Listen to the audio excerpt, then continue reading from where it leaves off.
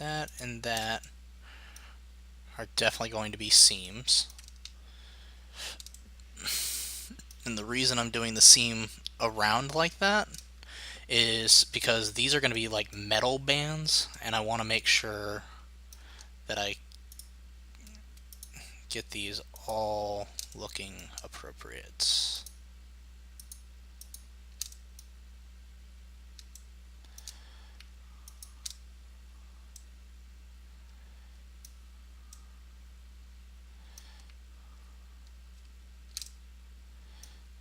Then that one.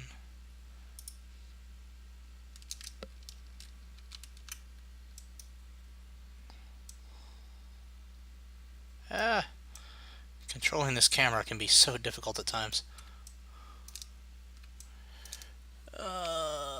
That one, that one,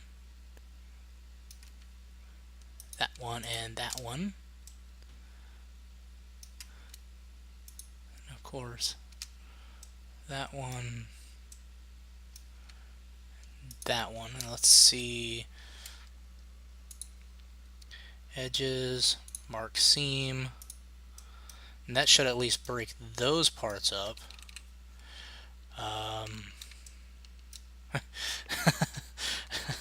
I get an A for effort. Woo! I just want to see what this is going to look like, which is going to be terrible, but I want to make sure I got at least this part correct. UV image editor. Okay, so these parts seem to have come off fairly well. Yeah, that's perfect. That's perfect. Actually, it looks damn near exactly what I want.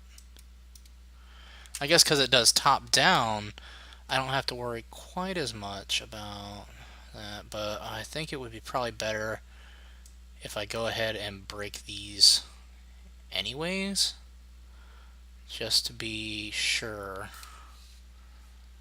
that they're not doubling up, because my concern is that they end up... I mean, it looks like everything is very...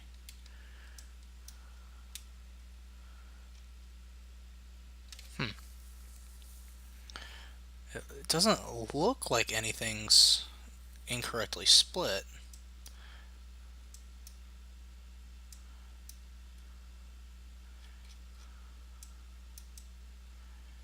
Hey, maybe we got it on the first try.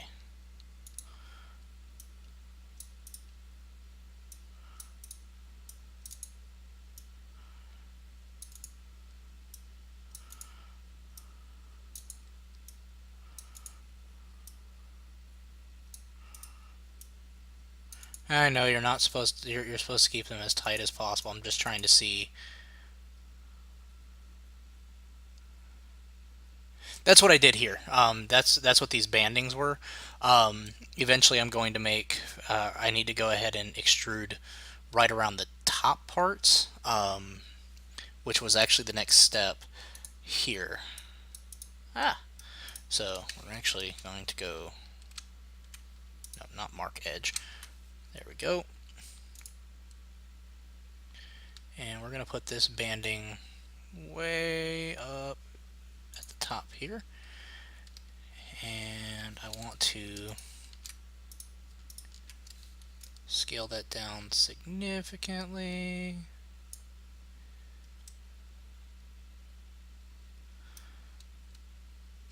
That's not what I intended to do. Oh well, we'll just work with it. So let's take this one, go and scale that. Then take that row.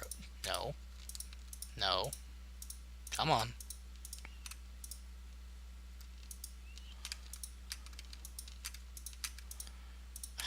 You know what I'm trying to do, you asshole. You just don't want to. Fine, we'll do it the difficult way. No.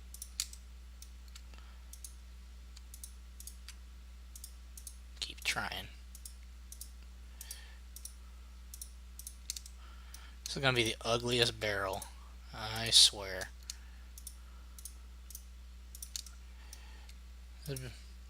This barrel is gonna look like friggin' just god awful. Whoa, hey buddy. The extrude scale 1.01.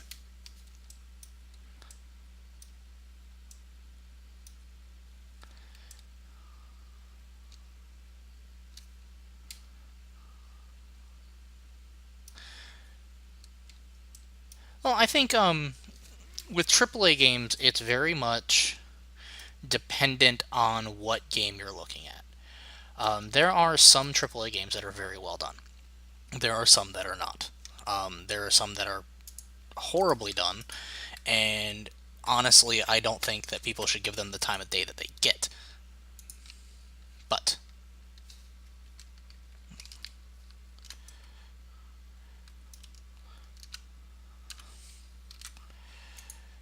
that's also why I do indie reviews instead of AAA reviews, because a lot of people don't like my views on a lot of AAA games, which I feel like have taken advantage of the industry instead of really provided much to the industry at times. Um, there are very few exemptions, one of which I feel like Ubisoft did an amazing job with Shadows of Mordor, which, while not an overly complicated game overall, was a beautifully done game and provided something very unique to the industry. I feel like a lot of other titles do the same thing, and that's the main thing that I think people need to take away from AAA games, is when they actually bring something unique or interesting to the industry. Um,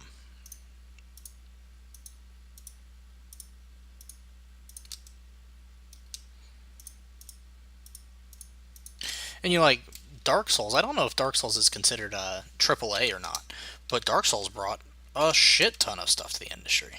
And I am a big, or I used to not be, but I am now a huge Dark Souls fan.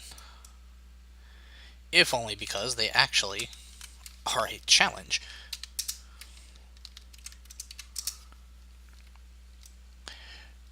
Which has been very refreshing. But there are many games, and I will not go into them here because I feel like it would be unprofessional of me too, that I feel like maybe the original of them was great. But once you start getting into 4 or 5 copies of the same, I don't know, first person shooter game that's supposed to be a realistic, quote unquote, first person shooter, maybe you should cut back a little bit and try something different and interesting.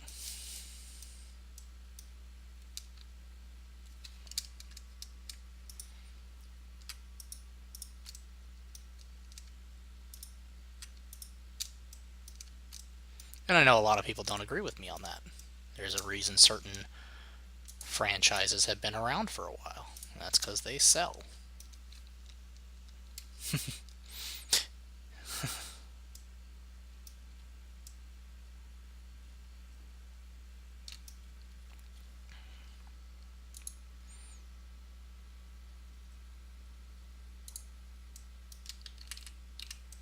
Okay, I think that should be good.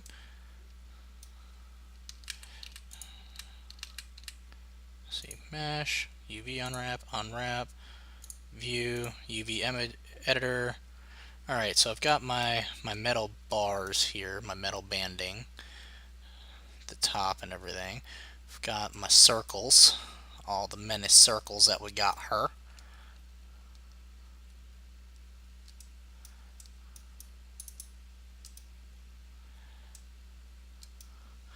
Oh.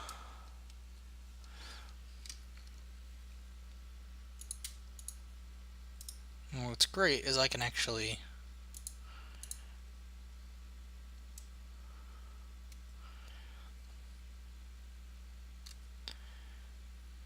take this, save as. I'm going to save it on the desktop for now, get a blend file.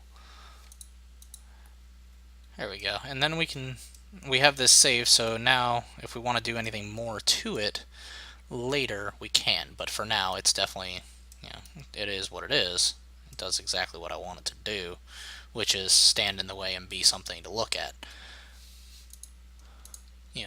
Provide some form of break from what else is going on. Now, the next one, we want to go ahead and get a Foster's. I need to put a keg tap in for it though. Unless you're talking about Foster's Home for Imaginary Friends, and then definitely need some imaginary friends. All right. Tab.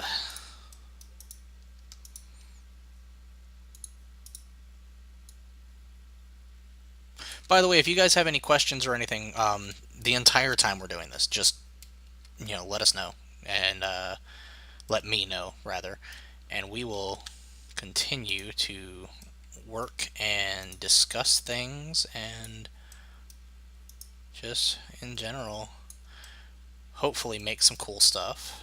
Maybe simplistic, but cool.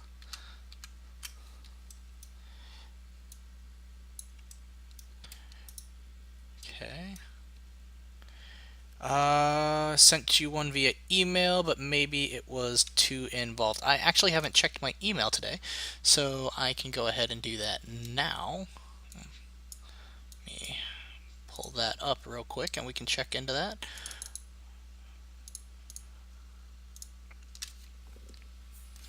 And let's see if it's too involved. It may be. It may not be. We're going to find out. Okay. Internet's still acting a little off, so just in case you're wondering, let's see. Great asset to be in a feat with an really nice narrative animations in VR as opposed to game development. U.S. swords. Topic. And I think the learned knowledge will be applicable to many different situations. I have a ball and chain modeled and skinned in 3ds Max. It imports just fine. Make the top bone of the chain kinematic, and everything else simulates nicely from there. The problem is as follows. At a certain point, I want to crank the chain and subsequently ball up. Simply raising the top bone isn't what I want. I'd like the chain to curl up. Imagine the final state of the chain dropped on the floor only on the ceiling, then being able to enable simulation to allow it to drop again. Mesh imports with the chain fully extended. I could set the initial pose to the curled up state and then have it drop with the simulation, but I still need to crank it back up. I hope this makes sense. Even if it's too much topic to handle or strays too far from what you want to cover, I'll watch your show with bells on. Awesome. Okay, so chain with a ball, and you want a kinematic approach to like pull the chain up and roll it up. Okay, let's save. We're going to call this chest. We're going to be working on a chest when we get back to Blender. And I don't know much about... That's not the folder I want. I do not know much about physics objects. However, I know where you can go to find out more information on physics objects. That would be content examples. There should be one out for 4.9. I haven't gotten the one for 4.9 yet because it's a very big project, and so I need to get rid of my 4.7 one before I download the 4.9 one. That's kind of my rule.